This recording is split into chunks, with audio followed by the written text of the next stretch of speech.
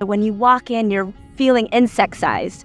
The colors are heightened and powerful. I came across this incredible mural by Jane Kim and Inkwell. She had interest in our little pocket of downtown and how we were trying to get people excited about pollinators. The design is done by yours truly, but also in collaboration with our partners. So Leah connected me to 3B Natives, who are the growers of native plants for this region.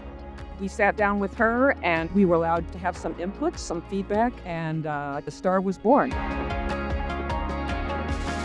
It's so timely because less than 0.5% of all original prairies still exist.